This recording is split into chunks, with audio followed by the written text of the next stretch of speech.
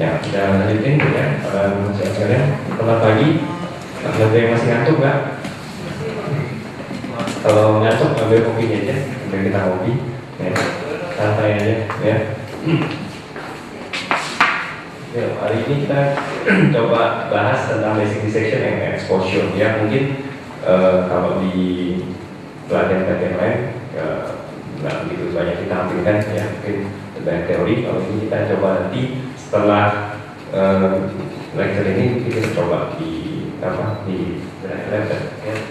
Kita sediakan ayam, nanti kita coba disseksi ya, dan juga kita gunakan electrocauteringnya juga ya. Mungkin Johnson kalau ada mungkin kita bisa coba harmonik dan pensilnya sama saja. So ini yang tadi Dr. Henry bilang, Arnolwati ya selalu bilang there is no place for incertitude, dia bilang everything should be planned and every single act that can reduce the amount of incertitude is step in surgery. Oke, dia bilang the essential step of surgery is ketidakpastian. Nggak boleh gambling terus panik kayaknya berburu darah. Coba, nggak boleh. No place for it. Jadi kita harus mulai dari yang pasti-pasti dulu. Yang pasti-pasti dulu, buka baru kita nambah lagi. Oh, baru tahu oh ini berburu darahnya. Bilang the essential step of surgery is dissection. Ya, jadi kalau dulu kita langsung gunting, kalau ini nggak, kita harus diseksi dulu, buka dulu, terus kalau kita yakin informannya apa, baru kita gunting, kita outer. Ya.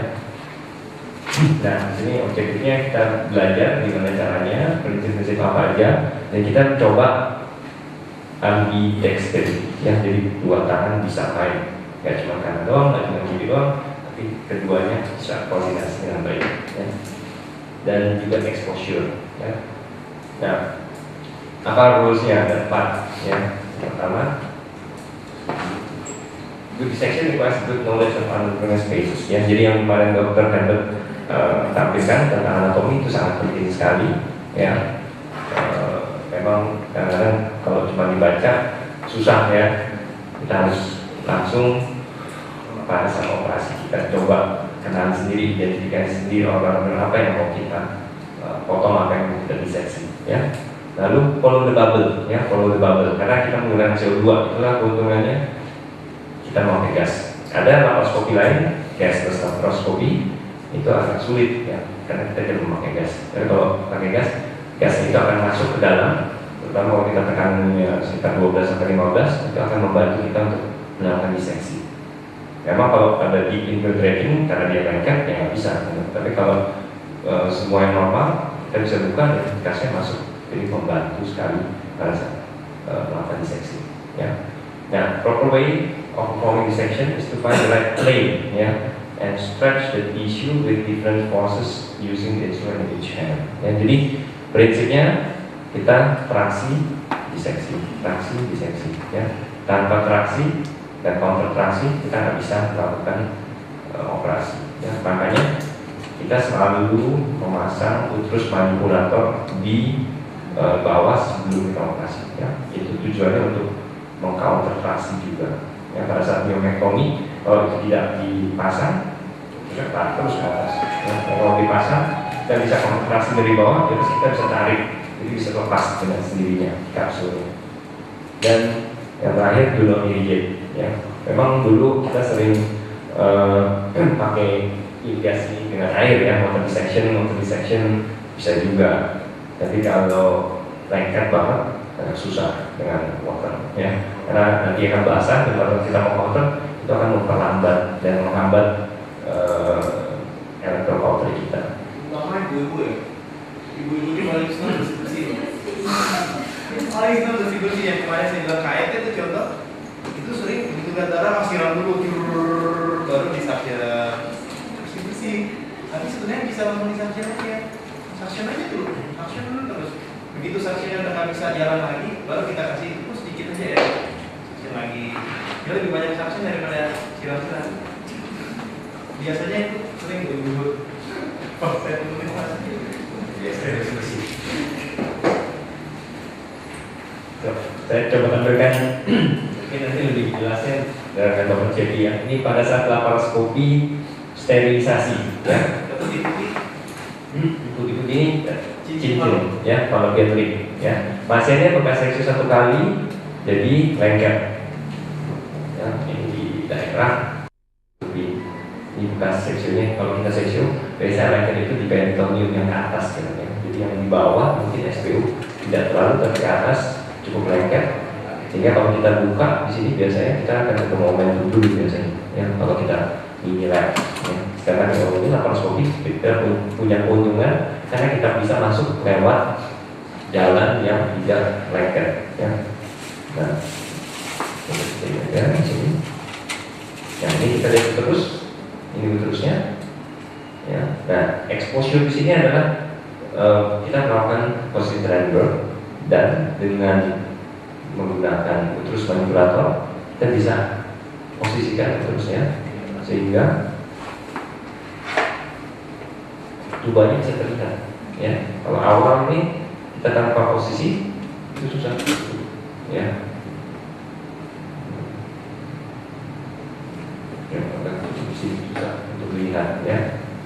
Nah, lebih terlihat lagi yang sebelah di sebelah pasang, sebelah kiri itu benar-benar tidak terlihat, ya.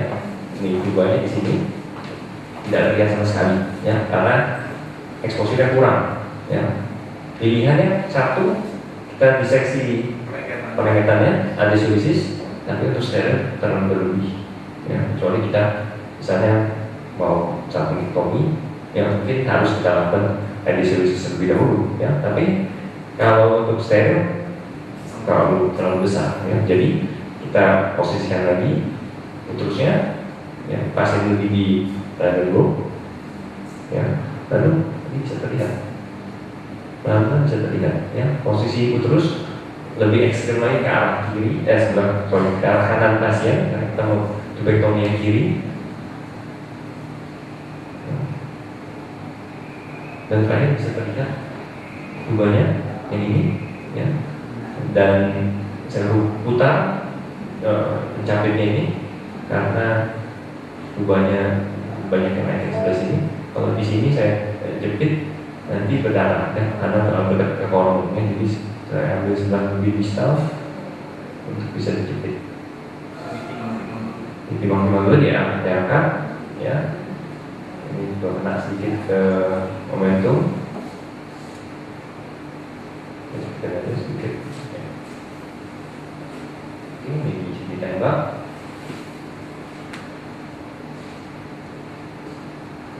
Oke. Ya, dapat. Ya. Jadi di sini exposure itu sangat penting, ya. Kita bisa memanipulasi organ yang mau kita pegang ataupun pasiennya, ya. Bisa kita pilih kanan kiri pasiennya, cranial book ataupun supine, ya.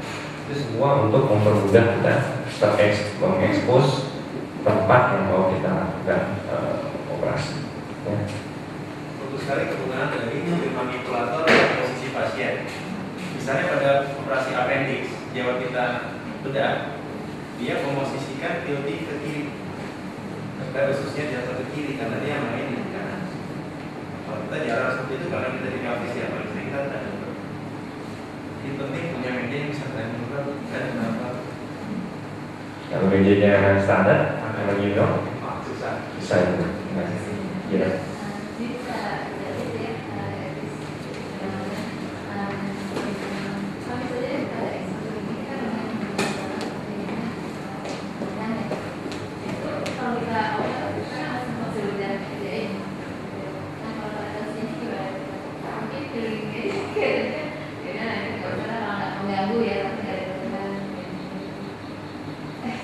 Dapat senior kayak gitu, bisa bilang. Kalau ada dalam misalnya kita di steril, tiba-tiba kita lihat appendixnya madam, what should we do? Jadi saya kerjain sih. Kalau ada dalam operasi, kalau saya sih saya panggil aja ya. Iya, panggil aja dokter muda. Kalau menurut dia selamat ya angkat aja. Tapi ya informasi ulang ya. Konseling karena kita belum masuk. Iya, datang. Ini lanjutkan exposure dulu. Tapi ada di itu tuh rumah sakit di Jakarta yang kalau di atas laparoskopi selalu membawa pendeknya, ya kan? Tapi oleh dokter muda. Udah. Eksposur yang kedua ya. Kalau kita mau pasien ini punya dari riwayat infertilitas dengan tuba blok ya. Jadi pada saat pertama diagnosis laparoskopi ini pelvisnya ke sini ya, dan uterusnya di bawah yang terlihat jadi tertutup oleh perlengketan tirai momentum ya. Jadi kita lepasin dulu tirai momentumnya ini.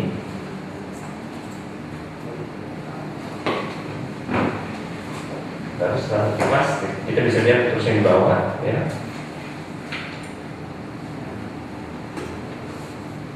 Boleh dipost. Ini contoh yang bagus. Kalau kita mau diseksi, kita harus tahu pintu keluarnya dulu. Jadi jalan masuk, pintu masuk dan pintu keluar harus tahu dulu, baru kita gunting.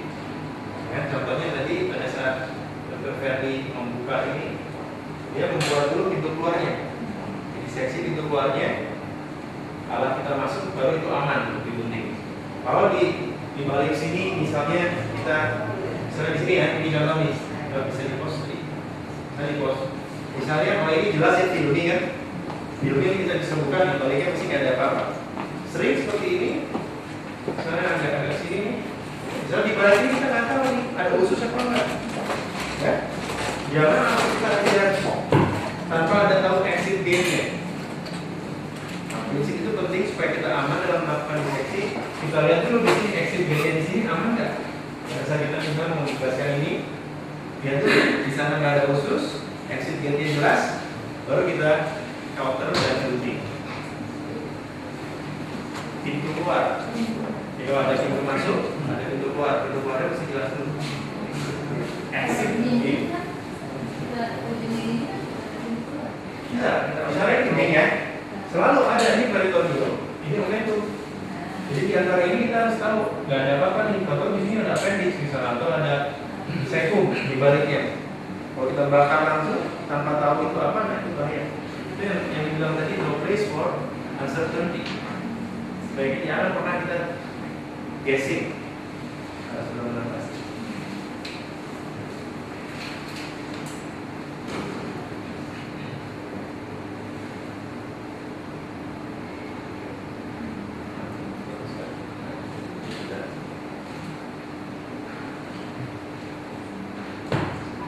Ini sudah terekspos semua ya, jadi sudah bebas, bisa sedikit. Ya, dulu yang dikerjakan, jangan langsung stekopinya dulu atau diamekopinya dulu, expose dulu. Nah, setelah ini copot semua, baru kita cek lagi perdarahannya dari momentum, ya, baru uterusnya bebas, dan kita bisa melakukan tindakan apapun di uterus, ya. Oke, ya, sekarang untuk apa ini follow the bubble seperti apa? Kita lihat di sini. Contoh asisten melakukan traksi, ya, ini operator dua tangan. Ya. Boleh tebak dulu nggak kan? Jadi dengan situasi kayak gini kira-kira roka aksesorinya di mana aja?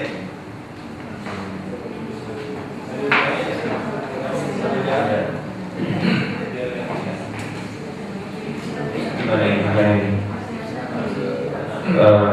Ini lebih ke supra bisnis ya, tengah. Arahnya ini dari atas, yang satu lagi, satu dari kiri, satu dari atas, satu dari kanan. Baik, satu kiri, ini kiri, kiri itu kanan. Ini asisten.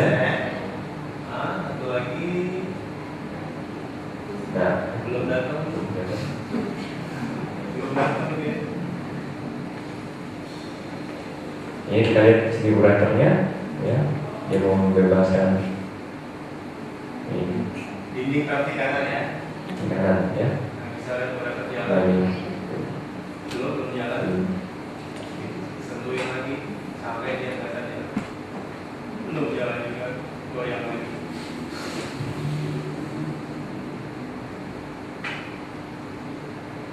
Ya, nggak mau uncertainty, dia harus lihat betul sampai kelihatan dia jalan baru yakin bahwa itu urator. Nah, sering itu salah, ternyata itu nah, dari sini di sini ya, yang mau dibuang. itu di endometriosis di situ. Yang ada tiga, yang ada tiga alat.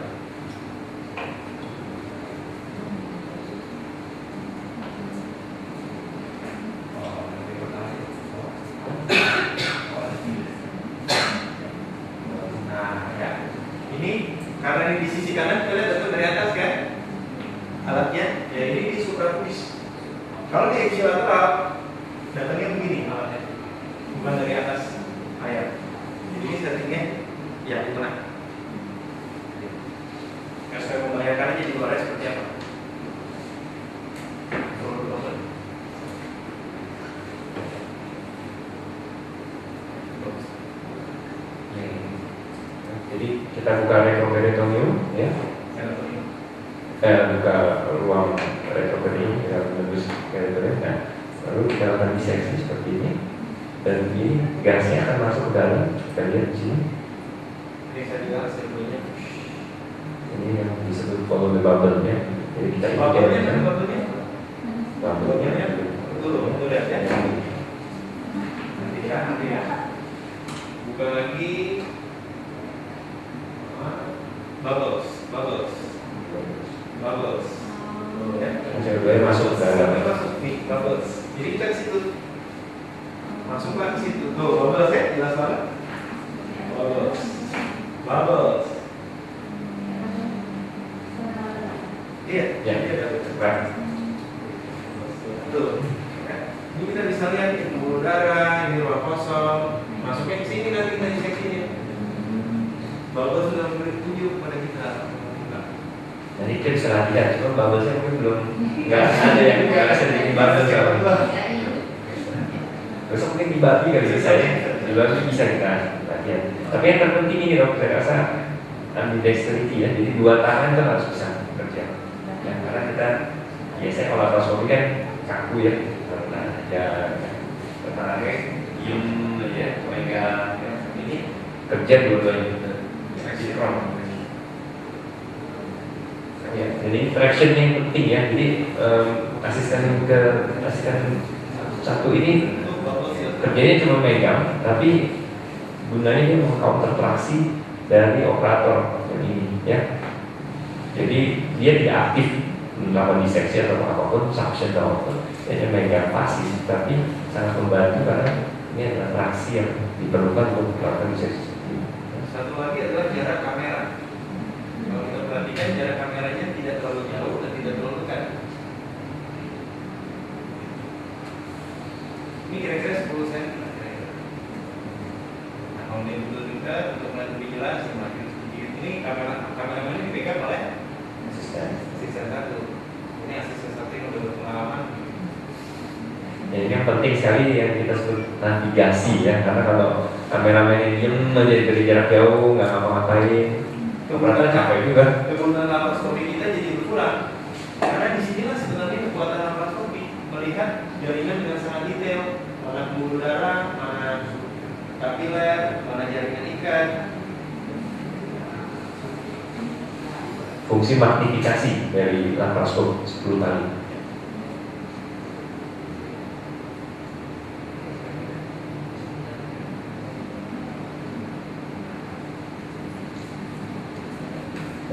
Nah, the white line ini juga sangat penting ya. White line itu yang dimaksud ini adalah jaringan yang avaskuler. Maaf, guntingnya perlu diservis memang jadi kurang tajam. Tapi kalau di sini guntingnya tajam semua ya, karena memang buat driver ya.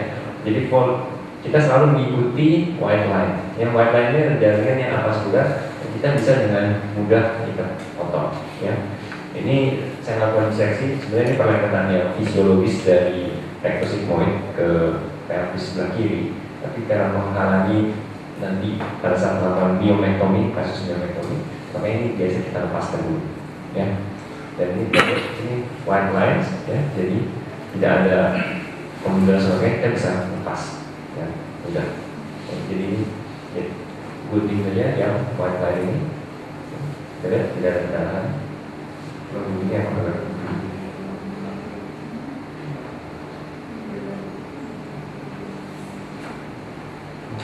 Ya, ambidextrity ya. Jadi kita kerja dua tangan. Ini saya juga menggunakan rocker sebelah, jadi suprasintesis dan sebelah kiri ya.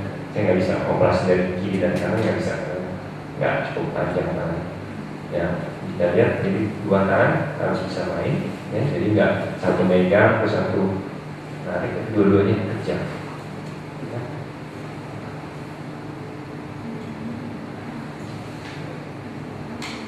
Nah, basic section di sini ini kista paraovali ya, di mana pada kista umumnya kalau kecuali kista endometriosis ya, ini dia punya kapsul yang gampang dilepaskan dari jaringan kita. Ya, kecuali kalau kista endometriosis mungkin agak nangkal ya, jadi tapi dia juga menjadi kista sebenarnya ya. lebih sulit melakukan diseksi. Di sini dan bisa masuk sama prinsipnya follow the bubble ya. Jadi karena ada CO2 kita bisa masuk ke sini.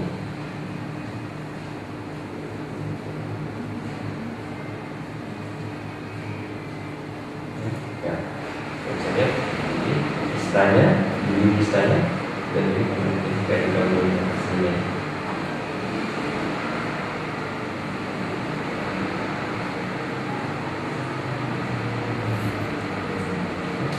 Kita lepaskan karena biasanya memang dia tidak melekat dengan erat ya, tidak ada adhesion yang masih di sini.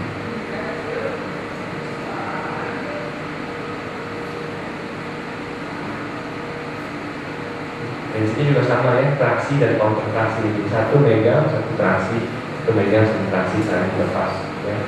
Dan biasakan kalau kita melakukan ini dengan dua tangan di asisten memegang kamera. Ada beberapa operator yang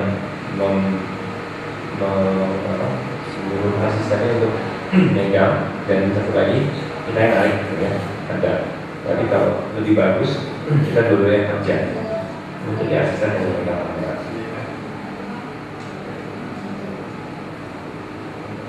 Ya. Traksi dan counter traksi yang sangat penting pada NIOM ya. Kita lihat ini kalau NIOM kita tidak tarik itu akan ada di dalam embedded. Dan kalau kita tarik dia akan keluar sendiri karena ion biasa berkapsul. Jadi sebenarnya kita tinggal pasang biokor, kita potong ya epimetriumnya sampai mencapai lapisan yang benar di niumnya tersebut. Lalu kita tinggal tarik dan ini kapsulnya akan terlepas sendiri. Jadi traction dan counter traction.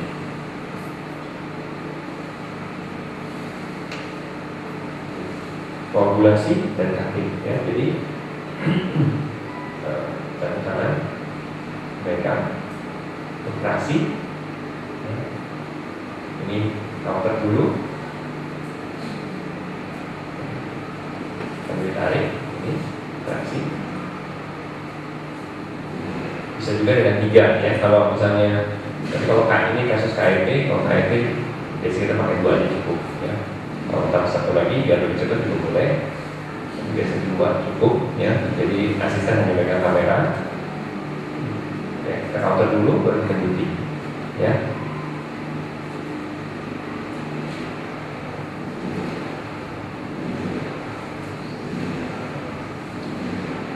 Yang di counter sampai ada bagian yang putih. Dan kalau teman-teman perhatikan counter ini sedikit berbeda ya. Ada counter yang seperti grill panggangan ya. Ada counter yang seperti ini, yang grip bentuknya. Keuntungannya ini adalah kalau kita berikan tekanan dan kauterisasi, maka pembuluh darah yang bisa terkauterisasi itu biasanya lebih besar diameternya ya. Makanya ada sekarang teknologi kauterisasi dengan axial yang itu juga dengan pressure dan cautery. Jadi mempertinggi efek sealing pada pembuluh darah ya. Jadi kalau kita dulu pakai counter yang grill itu, kadang kita potong masih berdarah karena tidak ada tekanan di situ, karena kita hanya counter. Tapi kalau ini tertekan, kita counter. Jadi benar-benar koagulasinya baik, sempurna. Jadi jangan potong dulu baru di counter ya. Kalau buru-buru ya apa, potong aja semua sebenarnya seperti ini lebih cepat sih.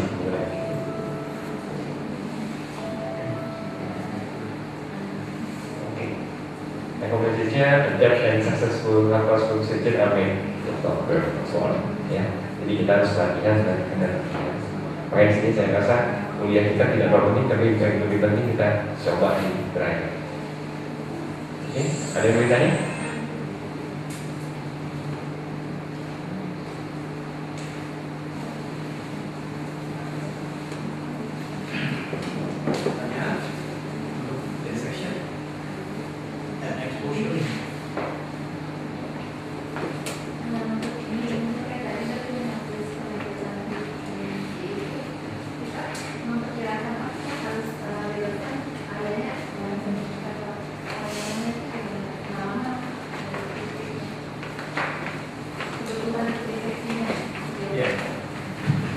kasusnya di endometriosis ya. Oke, boleh. Walaupun ini kasus yang sangat advance.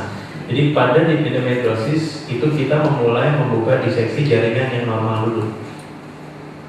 Misalnya di endometriosis yang mau kita angkat. Maka kita harus mulai startingnya jangan langsung di sini. Starting di peritoneum yang normal. Terus diseksi daerah sekitarnya. Kalau di sini ada ureter, kesananya ureternya. Jadi sini, misalnya pandangan dari dokter ya. Ini di sacro-uterina kanan misalnya. Sini ada uterus. Sini rectum. Sini ureter. Kita mulai dari peritoneum yang normal. Kita buka ureternya sana. Buka dengan rectumnya. Jadi pararektalnya kita buka. Baru selanjutnya kita bisa buang.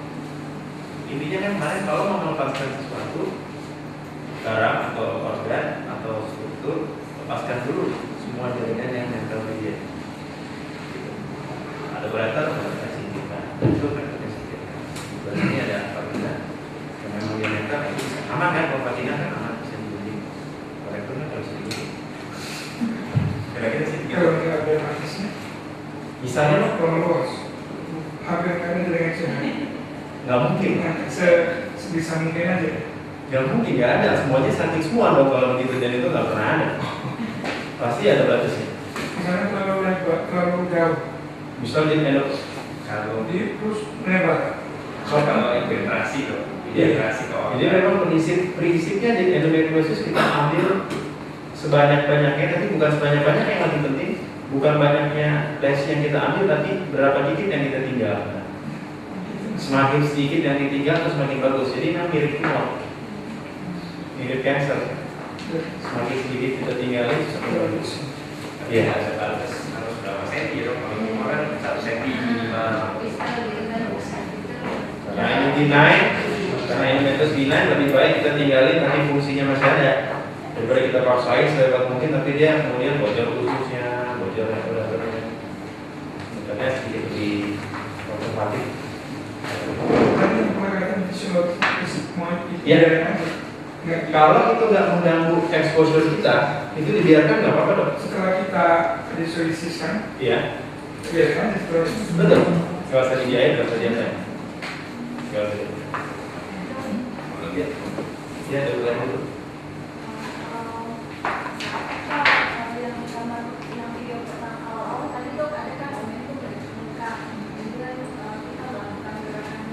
Diseksi tubuh.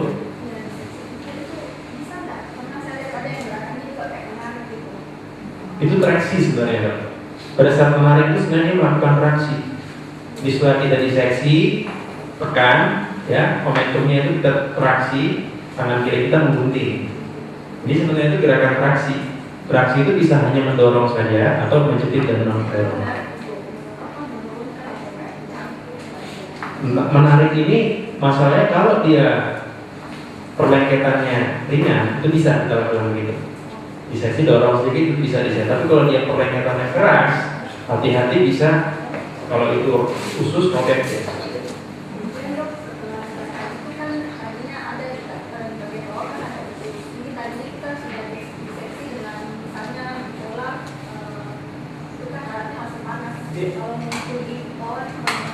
Betul, hati-hati sekali menggunakan bipolar, terus kita pegang usus, nah itu bahaya.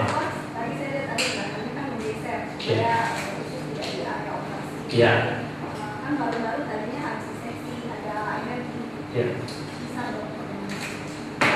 Begitu selesai kita aplikasi energi bipolar, kita mau bipolar ya, itu masih panas. Jangan langsung pegang usus, tunggu sedikit, tunggu beberapa detik. Atau kalau ada air siram air sedikit, atau dicelupkan kalau ada air. Immediately. Alat yang kita mau, kan kadang-kadang kalau berencana kan lepas modal kan, ada nggak yang laparoskopi alatnya kita aplikasi seperti di lem. Dan ini dari atas satu jaringan di lem. Jadi kan anti aerosolisis. Kalau tadi kan kita aerosolisis. Ada alat yang untuk melekatkan malah. Balik. Gunanya bagaimana? Kan ada untuk dulu itu yang ada itu pada pista yang paling Pada kisah ovarium itu sering dia kasih duluannya nggak dijahit, itu ada bahannya memang sebenarnya baru tanpa Karena dijahit. kalau ada misalnya kalau yang konvensional kan kita mesti apa namanya masterilisasi kan misalnya. Terus kita kan mesti semacam gadget yang muter begini kan. Nah, ada nggak yang lem pakai? Karena kan kita kerja lama. Bahannya lutista ada. Jadi dia sampai dulu setelah kita histerektomi, kalau memang dia kecil kan nggak perlu dia pakai. Kalau luas itu sering bisa bikin pelengketan, kasih lem tutup gitu. Ada. Glosio. Ya, tadi tetap kok.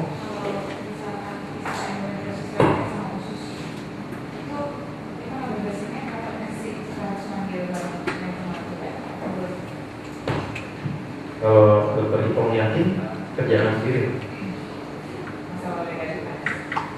Nah, karena itu kan sebenarnya itu organ kita juga.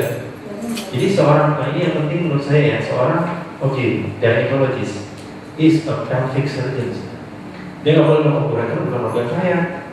Jadi kalau pakai ureter gimana? Masa panggil urologi?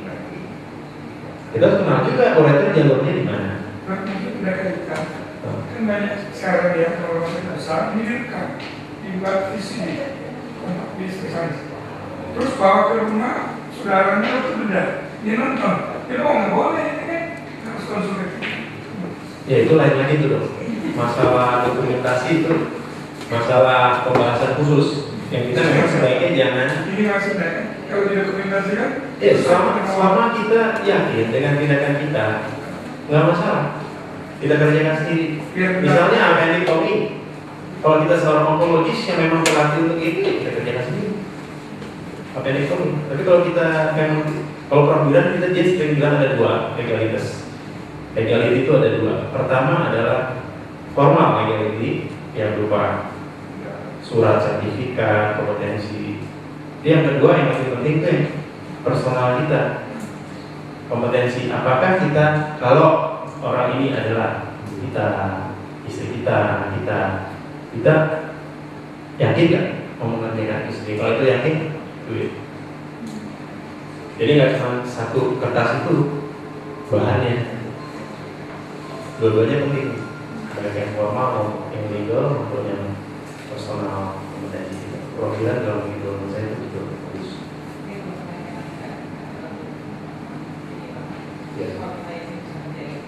Iya. Betul. Bisa menjaga. Tapi please no place tadi orang bilang no place for uncertainty. Nah, itu yang penting pada saat kita membuka usus tadi dokter Aman khusus dengan kista. Pada saat kita mau menggunting batas kista dengan khusus, kita harus tahu dulu di belakangnya itu apa. Exit gate-nya udah kelihatan dulu, baru kita gunting. Betul. Nah ini kita diseksi dulu. Diseksi di daerah yang open exit gate itu kita bisa diseksi.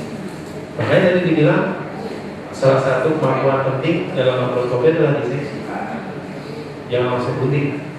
Diseksi dulu, cari ruang kosongnya, baru kita gunting sesuai dengan arah dari pintu masuk dan pintu keluar.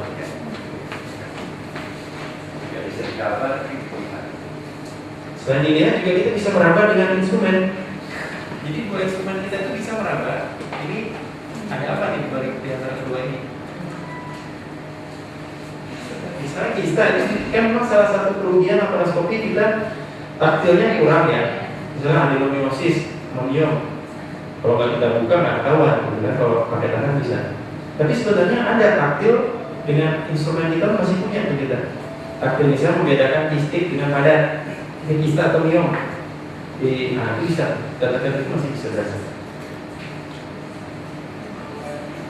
Dan itu memang dibangun.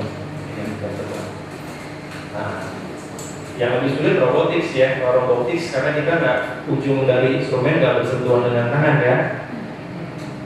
Kita pakai kabel kalau yang sana itu lebih taktilnya lebih berat lagi. Gimana dokter Zeki?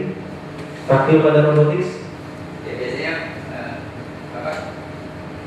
sebetulnya justru malah hampir sama dengan tindakan laparoskopi. Kan kita robotik itu kan benar-benar seperti tangan kita itu betul nyentuh. Kalau feelingnya sih hampir sama dokter ya. Ini laparoskopi. Laparoskopi kan. Robotik laparoskopi. Ya bayanginnya sih. Ya. Makanya kalau robotik kan bikin dimensi. Iya. Keuntungan 3 dimensinya jauh lebih bagus. Iya. So that's the future.